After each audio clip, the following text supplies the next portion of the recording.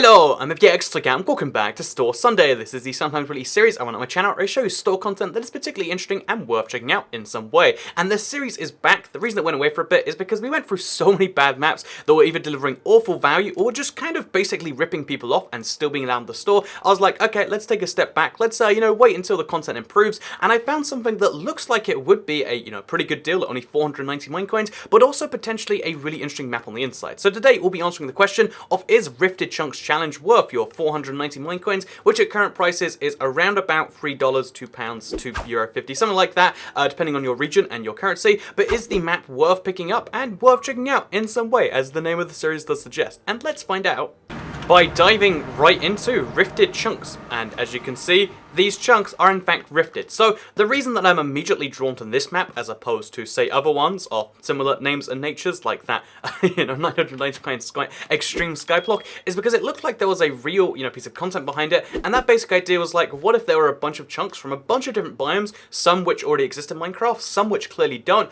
and you could kind of explore them like a survival map. It could be kind of like a bit of a CTM style thing, and that sounded like a really good idea to me. So that's why I figured, let's give it a load up. And immediately you can see this first island looks kind of good. Already you're like, oh yeah, this is a really fun little survival island, except instead of being in the middle of an ocean, it's in the middle of a giant, like crater of nothingness. So looks pretty good already, but let's, look around and see if there's any instructions perhaps. Oh, they were in the chest. So first of all, we got the credits, which is important to go through. Oh, this is, I recognize a few of the names on here, but you can see it's made by all of these people, always an important thing to do. But I feel like in a map that you pay for, you're a little bit less obliged to like care about the credits because, the credit you give is kind of more in, money than anything else. Maybe I'm the crazy one on that. But then the challenges are the more interesting thing because they give you 10 separate challenges. The first one is to get the Eye of Enders and put them in the end portal frames. Then it's to destroy the end crystals. And then, in my opinion, those two things are kind of linked, but then it's suffer the consequences of the village elder, steal a gold block from the Nether Island. Basically, there's 10 separate challenges, with the biggest ones being to explore all 25 islands, with the last one obviously being,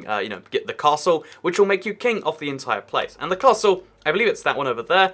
The castle's just over there. And you can see it's the 25th island you're meant to explore, with the other 24 being laid out in a 5x5 grid, perfectly centered around your spawn island. So yeah, it's 25, chunks all kind of placed around each other. But is there, real value in this map is the thing I like to ask. And the easiest way to answer that question is to look at any one of these individual islands, and you'll start to see that not only is this a paradise of a really well-made biome from scratch, they made new types of trees, they made new types of everything. Obviously, I know it uses existing, wood, logs, etc., bark blocks in particular. I know that this is a thing using existing blocks, but still, you can see it's like a unique biome that when you come here, you get a unique feel to the game, as well as apparently you get, the evokers to spawn, which is a dangerous kind of game there. But you can see it's a unique little island with a unique little challenge, and that challenge is properly exploring and seeing the whole thing, getting whatever it has to offer. Some of the biomes will have emeralds, for instance, and it's a fun idea even for the basic biomes, which I would say this is one of those. Looking over here, you can see it's a similar thing. It's a take on a swamp biome, but it's still a fairly basic biome. But then on top of these, there's a fair number of these all around the world. Look at this one right here, for instance. I love the look of it. It's a great take on a roof forest. I think this is great building inspiration and also kind of interesting to look at. You can see this from pretty much every one of the basic style biomes, but even the basic ones are kind of like a fun, interesting look at. But then there are also other biomes, some of which will offer you, for instance, all of the mobs in the game, so you can start making animal farms, and some of which will offer you rare things only found in that one particular biome. So pumpkins, for instance, only found over here.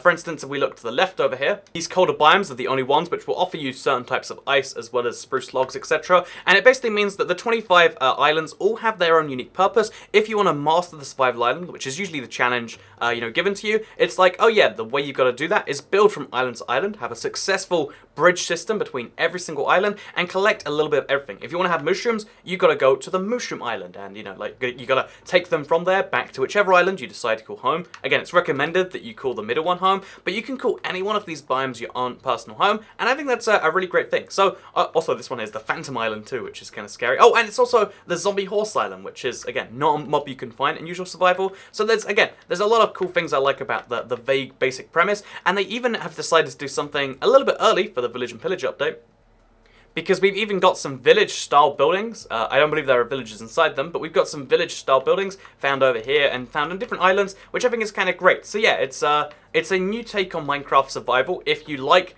you know, the combination thing of like a little bit of skyblock, but you also like to challenge the game and see it as like a list of things to be done. This is great because, as you can see, it gives you 10 separate challenges, all of which are somewhat doable, but kind of not at the same time, and yeah, I like that. Also, there's 5 hidden buttons around the world, which now I'm intensely curious about, but yeah, the basic concept of the map, at the very least, is a super fun one, so I can say I like it based on that, but you know, what's the downsides to this map? And I would probably say that the biggest downsides to this whole map would have to be the fact that, you know, it just is kind of a one and done kind of thing. Like, you can play the map once, and there is a lot of content to play through, unlike, you know, the other version of the map we reviewed that was a bit of a, you know, a bit of a flop for double the price. You know, there's actual content to dive through, there's actual things to do, but I feel like once you've done all of them, which, again, would take some time, but once that has happened, you're kind of just like, okay, it's done now. You know, there's no, like regular Minecraft survival where you could theoretically play forever. Once you've achieved everything in this world, it's kind of like, okay, so I guess we'll build stuff now if you want to. Having access to a huge void might be fun for that, and, you know, particularly, you know, like, it's a thing you could take advantage of in any game mode, and again, in survival, it's not something you usually have the opportunities to do, but it mostly is a kind of cross between an adventure map and a survival challenge map, almost like the CTM style thing, except instead of monuments you're completing, instead, you've got to complete the challenges. So it's a really fun idea in that sense, but let's go check out the castle and let's see what that main challenge is actually like. Oh, and there's chocolate cakes in here for some reason. There's something fun for you. I guess it's a texture pack that only changes cakes. But yeah, I wanted to see, like, you know, okay, so the game is all about that first time challenge of, you know, beating the world, doing the maps, conquering the whole thing. It's all about, you know, can you complete that survival challenge? But what is that survival challenge actually like? So we're going to be just going through all of the main elements and giving you a feel for, like, how challenging they all can be. So first of all, you know, beating this castle, or like getting to the top of it, is actually a little bit easier. I figured there'd be like a intense fight for a bunch of mobs, and maybe there was and I just missed it. No, I don't believe that is the case. I think it is just like, oh yeah, so you just gotta climb to the top of the castle. It's just a fairly normal building. But for instance, you can see there's an end. Oh, look, I love resource packs that are subtle. They do tiny things, and one of the details is the sun is like that. But yeah, let's go check out the end island, which I would imagine is down here below these things. Oh, you can see the end crystals are in the overworld, not in the end. Interesting. See, that's a fun idea. What happens when you destroy both of these then? So you destroy both the end crystals, and then nothing happens. I guess you complete one of the challenges. But let's quickly go through the end. Let's see what that thing is like. So once you've placed all your fire offenders, you go to the end. I imagine it's just a normal end fight, but we'll see for sure if something's a bit different there. So it's a slightly bigger end than I'm used to, but it is a fairly normal end fight as far as I can tell then. Okay, so it's an end fight that has all the things you expect from a normal one, but also is different at the same time. In that I guess you're doing it from the islands, but otherwise it's a fairly normal end fight. The other challenge that I was curious about is the Wither. Maybe they've altered that in some way, because again, they put it down explicitly in the challenge list, so let's be sure. Let's spawn in a Wither just over here, and let's see if it is any different to the normal Wither, which again, I wouldn't imagine so, but I'd be curious to see. So yeah, it's a normal Wither. It's always fun to see Withers fight Endermen, by the way. Pro tip if you want to, you know, like have a slightly easier job killing your Wither, because they'll be dealing with other things. Although, also, it's a lot harder because he goes out into the void of nothingness, which, I mean, you know, there's pros and cons to playing him here. But regardless, yeah, this is the basic point that, like, the Wither, it's a fairly normal boss fight. There's nothing too hugely special about the whole thing. And that means that overall, I would say the map has a very specific purpose, which can be, you know, potentially hours of fun. Whoa, that was kind of cool, actually, the noise that just made for dying.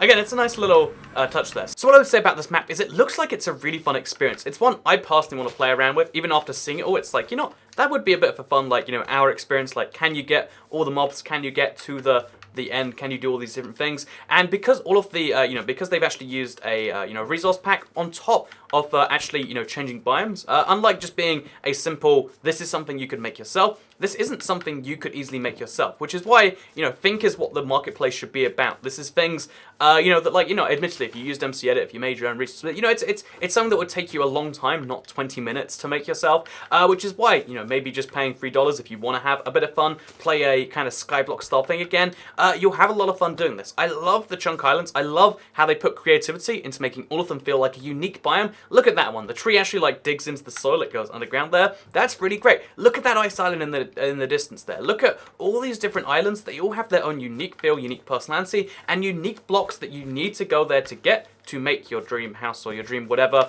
And personally, that makes me really on board the map. I would say it's not for everyone. Obviously, you're not necessarily going to be down with a survival experience with one very specific challenge. I know a lot of people who like flipping around in survival, like would find this great. Like, oh yeah, one time I'll try this instead of a normal thing. But if you're not a survival player, or you don't like the idea of a challenge with a void in between, and the idea of having an entirely blank world with just a few key changes made to it, that doesn't sound great to you, then I would say probably give this map a miss. But in general, it's the best Skyblock style map I've seen, at least in the last 6 months or so, and it's definitely better than the alternative we shall not speak of.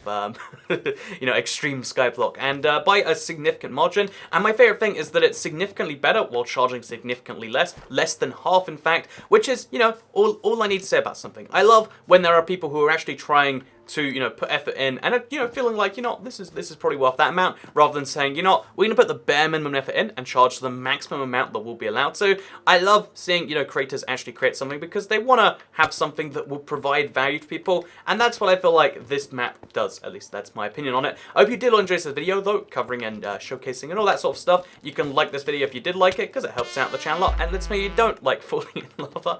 You can share if you really liked it. And you can subscribe with notifications turned on if you want to see more of these videos every single day on your homepage, including the sometimes weird mix of weekly series on a Sunday. I know that like some Sundays we do Tea Sunday, sometimes it's still Sunday. Honestly, it's just like, I like doing whatever's fun at the particular time.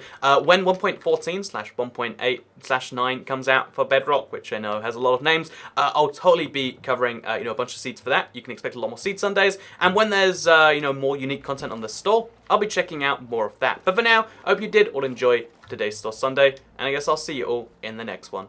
Goodbye.